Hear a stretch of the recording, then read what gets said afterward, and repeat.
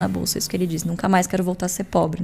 Se você faz diferente da manada com disciplina, com paciência, você chega muito longe. Que não é rápido. É fácil, é simples, na verdade, mas não é fácil.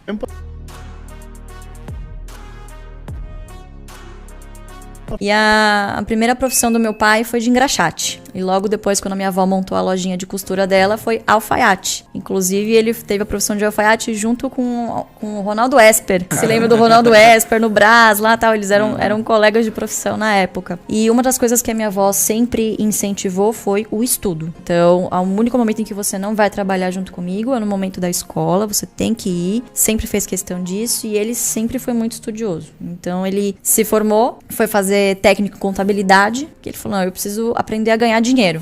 Naquela época, fazer um técnico já era algo absurdo. Já era algo absurdo, né? Então, imagina, ele nasceu em 39, né? Então, ele fez um técnico em contabilidade, minha avó super orgulhosa, né? E começou a trabalhar com escritório de contabilidade, auditoria. E foi aí na faculdade de economia, depois que ele começou a fazer, que ele começou a ter contato com outros colegas mais abastados, de famílias ricas, e começou a ter contato com o mercado financeiro, com os investimentos, enfim.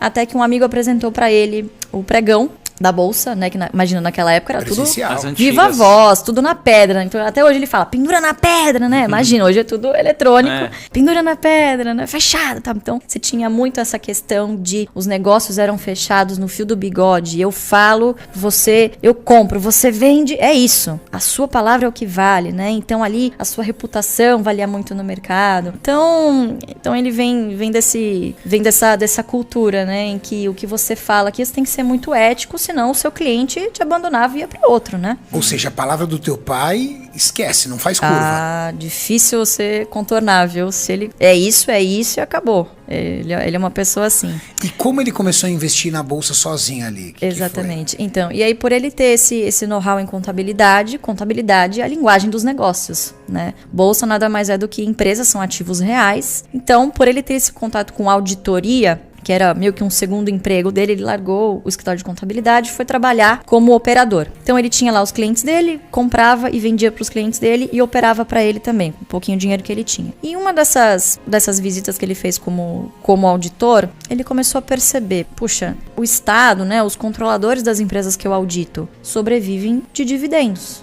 Por que eu não posso fazer o mesmo, né? Porque ele via ali os colegas ao lado dele. O mercado financeiro, imagina, desde aquela época, é uma coisa sedutora. Você tem a possibilidade de ganhar muito dinheiro. Então, naquela época, as informações estavam ali, estava no pitch. Quem estava ali na bolsa era quem tinha muito dinheiro, tinha as informações. Você imagina, é um negócio muito tentador, ainda mais para ele que veio de baixo, que sempre teve essa gana de querer vencer, de nunca mais querer voltar a ser pobre. Foi por isso que ele foi trabalhar na bolsa, isso que ele diz. Nunca mais quero voltar a ser pobre, né? Quero dar um futuro digno para minha família. E aí ele começou a ver que no momento de boom, todo mundo ganhava dinheiro, comprava um carro. No dia seguinte, a bolsa caía, o pessoal não tinha dinheiro para comprar a gasolina, para abastecer o carro. Ele falou, não é isso que eu quero para minha vida, eu preciso descobrir um jeito de me dar bem aqui, de trabalhar, enfim, mas para eu garantir o meu futuro. Ele não teve nenhum mentor, ele foi descobrindo... Não. Intuitivamente. Não, intuitivamente com o trabalho dele de auditor, né? Então você imagina, né, naquela década de 60, difícil você ter influências de investidores de fora, que já faziam isso, mas não era um mundo globalizado como a gente tem hoje, né? Então acho que essa experiência dele como auditor, de ver os controladores que o contratavam ganhando dividendos, quer dizer, ele assinava o balanço e via lá os dividendos que os controladores ganhavam por ação. Pô, desgramado, tá ganhando dinheiro pra caramba. Por que ao invés de eu abrir uma empresa,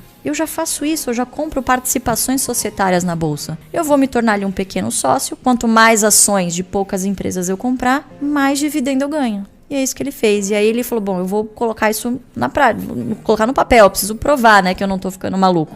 Isso aqui deve funcionar. Então ele começou a fazer para ele, para alguns clientes que acreditaram nele, e aí ele fez um estudo com uma das empresas que ele auditava, que era a CESP. A de energia? De energia, exatamente. Capital aberto até hoje. Né? E ele foi mostrar pro RI, ele falou, fantástico, incrível, não sei o quê, por que você não publica isso? Pegou o trabalho, levou numa corretora, a corretora patrocinou, né, mandou imprimir, pode imprimir, né, e fez o maior sucesso na época, mas depois meio que caiu no esquecimento, porque o mercado tem a memória muito curta, é igual fofoca, hoje tem uma coisa que tá na moda, amanhã essa ação não tá mais na moda, ninguém mais tá falando disso. Então, é um mercado sedutor, mas se você faz diferente da manada, com disciplina, com paciência, você chega muito longe. Não é rápido, é fácil, é simples, na verdade, mas não é fácil. Porque você tem uma luta, inclusive, fisiológica. Você tá ali no meio de um monte de gente que aparentemente tá ganhando muito dinheiro e você tá lá, comprando as mesmas ações, ganhando... Ou seja, literalmente você tem que fugir da sedução. Exatamente. Da sedução do lucro rápido, do resultado rápido. Exatamente. O seu pai, ele já te contou, ele se recorda qual foi a primeira ali ação que ele comprou? Qual foi a primeira empresa que ele acreditou? Ah, ele não lembra, mas o primeiro case dele de sucesso, de ter muitas ações, ele tinha uma meta de ter 100 mil CESP. E ele comprou 100 mil CESP, que na época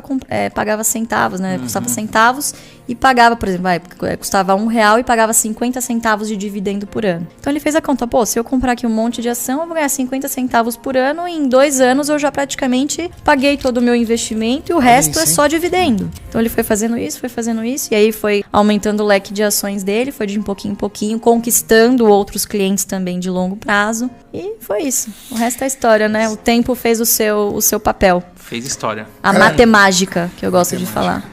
A galera, para vocês terem uma ideia, o pai da Luísa, que é o Sr. Luiz Barsi, ele tem hoje dividendos que rendem para ele diariamente R$1 milhão. Isso foi impactante, hein? R$1 milhão por dia é o que ele recebe de dividendos de tudo aquilo que lá atrás ele começou e até hoje ele continua investindo. E aí, imagina fazer uma renda de R$1 milhão. Imagina. Todo dia. Então daqui 60 dias você tem 60 milhões de reais. É muita coisa. Engraçado, né? Todo mundo quer R$1 milhão por dia, mas ninguém quer fazer o sacrifício de fazer o que ele fez para chegar onde ele chegou e alcançar R$1 milhão por dia. As pessoas só veem o resultado. A história conta que por anos e anos seu pai reinvestia tudo que ganhava, é verdade? Tudo que ganhava. Não comprava nada de supérfluo, só colocando dinheiro de volta. Esses 360 milhões que ele ganhou na bolsa, ele reinvestiu, ele não gastou nada, porque ele continua trabalhando, ele tá em alguns conselhos, enfim. Caramba. Então ele ainda sobrevive do trabalho dele, com 83 anos, e reinveste praticamente tudo que ele ganha em dividendos. Luiz, ele continua fazendo a mesma coisa. A hora que o Kaique fez a pergunta, né, no primo, aí você ficou olhando pro seu pai, assim, você achou que ele ia contar aquilo? Como que foi? Eu não achei que ele ia comentar aquilo. Porque ele foi falando. Ele geralmente é mais comedido, enfim, porque o pessoal... assusta, né? É um susto bom, Mas posso falar, foi muito legal ele ter contado. Foi demais, aquilo demais. Gerou uma repercussão incrível, motivadora. É uma o seu inspiração. pai, ele é zero arrogância. Zero. Ele é 100% motivação. É uma coisa assim, cara... A vontade que dá é de pegar o seu Luiz, botar na mesa e falar, seu Luiz, eu quero ficar 3 dias ouvindo suas histórias. E a gente precisa desses exemplos, né, Cariane? Claro. Esses exemplos de pessoas que conquistaram, que chegaram lá, serem pessoas boas. A gente falta exemplos, né? No podcast do primo, né, Mauricião, pra você ter uma ideia, né? O cara começou a calcular tudo o que o Sr. Luiz Barsi poderia comprar por dia. Não sei quantas Land Rover, não sei quantos barcos, não sei quantos isso, tal, tudo. Aí ele virou e falou assim, mas isso não é uma prioridade pra mim. Exatamente. Comprar essas coisas não é uma prioridade pra mim. Prioridade pra mim é cuidar e investir na minha carteira. Não sei quantos iPhones, não sei quantas entradas pra Disney. Bem isso. Como é que foi a sua infância num círculo familiar milionário, mas apesar de você pertencer a uma família milionária, o seu pai deixa muito claro o quanto ele valoriza o centavo. Exatamente. Então, com a minha mãe, eles não são casados, mas se uniram, né? E falaram, não, eu quero fazer a diferença, eu quero morar junto, vamos pro interior, porque lá a gente consegue ter uma criação assim, brincar na rua, eu quero isso, eu quero uma simplicidade pra minha filha, né? Então a gente mudou pro interior de São Paulo, Mariporã, não tão longe assim, 60 quilômetros de São Paulo, na zona norte de São Paulo. E eu tive uma infância muito simples. Eu não fazia a menor ideia que meu pai era bilionário, por exemplo, até a faculdade. Até eu voltar pra São Paulo. Eu não fazia a menor ideia, sério.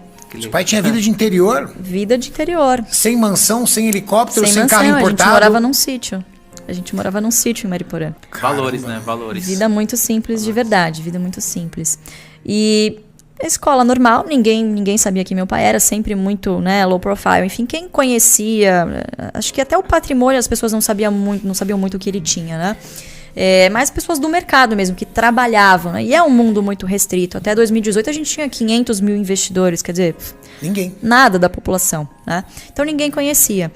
E a primeira vez que eu tive contato mesmo de ter ações no meu nome foi com 14 anos. Em 2008, que eu tava enchendo o saco pra ter uma mesada. Então é aquela fase adolescente que você quer o tênis, tava na moda do Nike Shots, não sei o quê. Queria, pedia, nada de me dar. Ele falou, vamos fazer o seguinte, vamos fazer diferente. Eu vou te dar X ações da Ultrapar, se não me engano, na época eram 60 mil ações da Ultrapar, que é posto Ipiranga. Essas ações vão te pagar o equivalente a R$300 por mês. Essa vai ser a sua mesada. Mas é o seguinte, você saiba que se você pegar esse dinheiro, e eu já tinha alguma noção de bolsa, né? Porque desde criança, a gente viajar, a gente tirava foto em frente, a bolsa de Portugal, a bolsa de não sei da onde. Era a paixão dele. Era a paixão dele. Então, acho que ele encontrou uma maneira ali de meio que tornar o hobby dele, porque hoje ações pra ele é um hobby. Ele fala que vai tricotar, não fala que vai trabalhar. Ele encontrou um meio ali de me estimular a gostar desse assunto, né? Então, nunca foi uma coisa, você vai trabalhar com isso, você vai fazer economia, você vai seguir meu caminho, nunca. Então, ele me deu essas 60 mil ações, isso aqui vai te dar os R$300 por mês.